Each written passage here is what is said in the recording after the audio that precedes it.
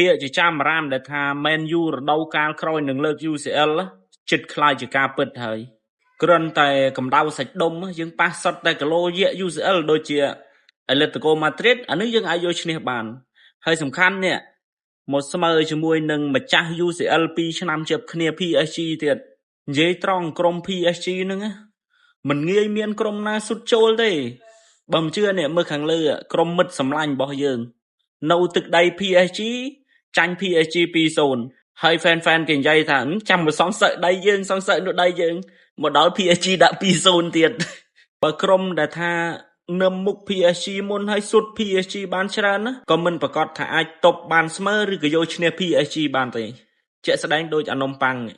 តែមានក្រុមដែលអាចតប់ស្មើ PSG បាននៅ UCL ឆ្នាំមុនណា Arsenal គិតមើលថា Arsenal អាចតប់មួយស្មើបានជាមួយ PSG នៅវគ្គផ្ដាច់ព្រឹត្ត Man U យើងក៏ដូចគ្នាដូវកាលមុនហ្នឹង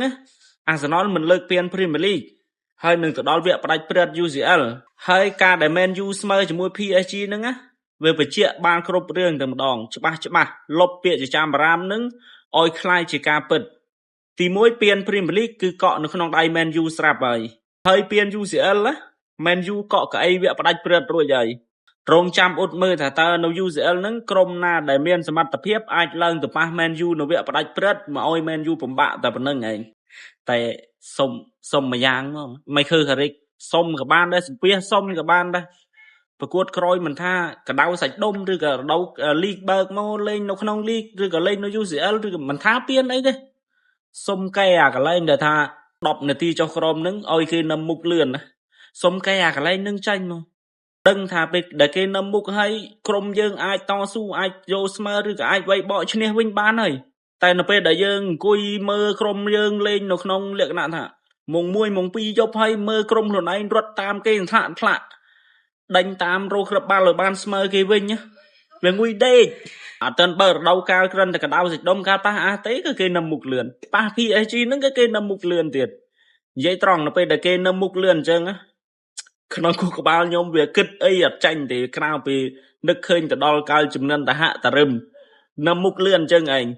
តែកាលចំនួនតហតរឹមហ្នឹងនឹមមុខលឿនកីឡាករមើលទៅដូចអស់សង្ឃឹមតែចំនួន Michael Carrick នៅពេលដែលក្រុមគេនឹមមុខកីឡាករគឺប្រឹងបដ មួយវាខុសគ្នាកន្លែងហ្នឹងឯង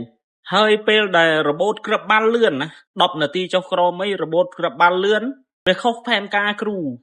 មានន័យថាគ្រូដាក់ទម្រង់លេងមកថាឲ្យតប់មិនឲ្យបុកមិនឲ្យលេងប្រយុទ្ធមិននៅពេលដែលក្រុមគេនឹមមុខគឺខុសផែនការហើយពួក CEO ដែលរត់រោតែកីឡាករមកការពារកណ្ដាលមួយជំនួស Casemiro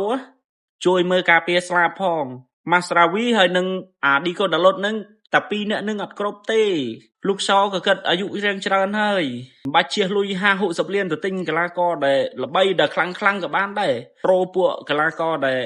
ដាច់កុងត្រាពីក្លឹបចាស់ឬក៏ខ្ចីជើងគេមកមួយរដូវពីររដូវមកឲ្យបានមកជួយដាឡូហើយនឹង Masraoui ណោះបើក្បាលវីដេអូមកអារម្មណ៍ល្អហើយដល់ពេលចូលមកដល់រឿងនេះចាប់ផ្ដើមខូចអារម្មណ៍វិញបាទអញ្ចឹងចាំជួបខ្ញុំវីដេអូក្រោយ